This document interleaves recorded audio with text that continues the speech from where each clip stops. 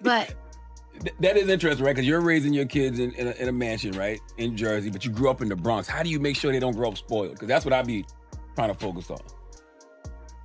they spoil. I ain't They gonna spoil. say And it's not even that they spoil; they don't know nothing else. They don't know nothing else. Yeah. But they do, as you know what I noticed, as long as they with their cousin, they don't care where they at. Because when they be in my grandma's house, or like when they was in DR, in the country, they I kept calling like, are you guys okay? They was, as long as they with their cousin, kids are okay. They just gotta be with their cousins. That's the trick. They gotta be with their cousins. They're gonna have a good time anywhere, as long as their cousins is around, their friends around. I could literally do a song, right? I would literally do a song. No, the song isn't that. I would take like a week or 2 weeks to just finish the song because I hate my accent so much now. Now that I hear it. Someone photoshopped Cardi B's 7-year-old daughter with a pregnant belly and posted it online. Let that sit for a second. Not an adult, not a public figure who chose this life. A 7-year-old child. And whoever made that image not only created it, they circulated it widely enough that it has been floating around social media for over a month, with some people actually believing Cardi posted it herself because her name was in the corner of the screenshot. That is how far this thing spread. And when Cardi B found out it was making the rounds again, she got on Twitter Spaces and said exactly what she had to say. No filter, no publicist, no carefully worded statement. We're going to get into what she said, why it matters, and honestly, why I think her reaction makes complete sense even if the delivery was unfiltered. So here's the background first. A photoshopped image of Cardi's daughter Kulture, who is 7 years old, began circulating on social media.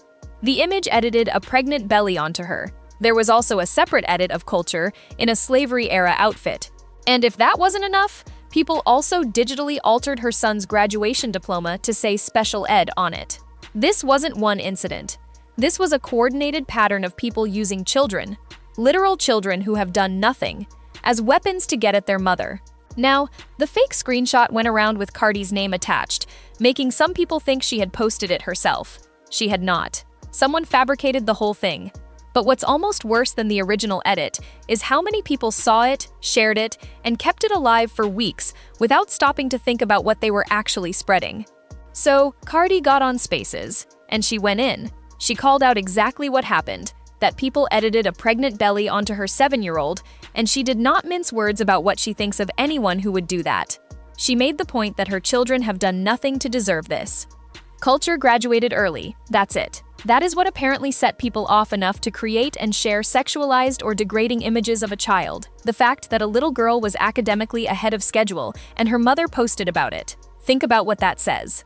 People are so invested in tearing down Cardi B that the success of her children has become a target. Not her music, not her choices, her kids. A graduation became a reason to attack a first grader online. And Cardi made this point directly. How does a child's intelligence bother you?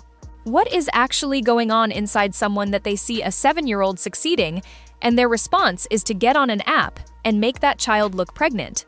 That is not clout chasing. That is not even regular trolling. That is something much darker, and Cardi named it plainly. That is the behavior of someone who is genuinely sick. She also brought up something that I think gets overlooked in conversations like this. She said she does have a priest who blesses her children, that she is deeply Catholic, and that she has leaned into her faith specifically because of the level of targeted hatred her children receive online. She talked about July being a significant month in the Catholic calendar, and said her kids are covered, meaning no amount of digital harassment, bad energy, or malicious intent from strangers on the internet is going to touch what she is building for her family, spiritually and in real life. Now, some people will roll their eyes at that part, but I actually think it's worth taking seriously. When you're a public figure at Cardi's level, and you have children who are being used as pawns by strangers on the internet, at some point you have to find something to hold on to that exists outside of social media entirely. For her, that's her faith. And honestly, good for her. That's not delusion. That's a mother finding a framework that makes it bearable to raise children in public. But here's what I really want to sit with, because I think it's the part of this conversation that matters beyond just one incident. This is not the first time Cardi's kids have been targeted. It is not the first time a celebrity's children have been put in the crosshairs of an online beef that had nothing to do with them. And it will not be the last, unless people start being honest about what this behavior actually is. Editing a pregnancy onto a 7-year-old is not a clapback. It is not a clout strategy. It is not even meaningfully edgy or provocative. It is the digital equivalent of harming a child to punish their parent. And the fact that it circulated for a month, that people liked it, shared it, saved it, reposted it, says something really uncomfortable about how normalized targeting children online has become. Cardi's anger in that Spaces session was raw and unfiltered, and yes, some of what she said was extreme. But what I didn't hear in that rant was someone who was performing outrage for the audience. What I heard was a mother who was genuinely disturbed, who was describing what it feels like to be in a position where your children are being digitally sexualized and degraded by adults on the internet, and there is almost nothing you can legally do about it. The platforms won't always catch it fast enough. The images keep getting reposted, and the people doing it are largely anonymous. So what do you do in a situation like that? You get on Spaces, you speak your mind, and you say exactly how you feel. Whether people agree with every word or not, it's easy to understand where that emotion is coming from. When someone believes their children are being unfairly targeted, staying silent becomes incredibly difficult. And I think for a lot of parents, not just celebrity parents, that reaction is going to hit differently than it might for someone who has never had to worry about their child becoming the subject of online ridicule. Most parents would probably respond emotionally if they felt strangers were attacking their kids for something completely outside of their control. Social media has created an environment where people sometimes forget there are real families behind the headlines. A comment that might seem like a joke to one person can feel deeply personal to the parent reading it. That's especially true when the conversation shifts away from public figures and starts focusing on their children. Kids don't understand internet narratives or viral debates. They simply experience the consequences when their names begin circulating online for reasons they never asked for. The part that stuck with me most, though, was actually the simplest thing she said.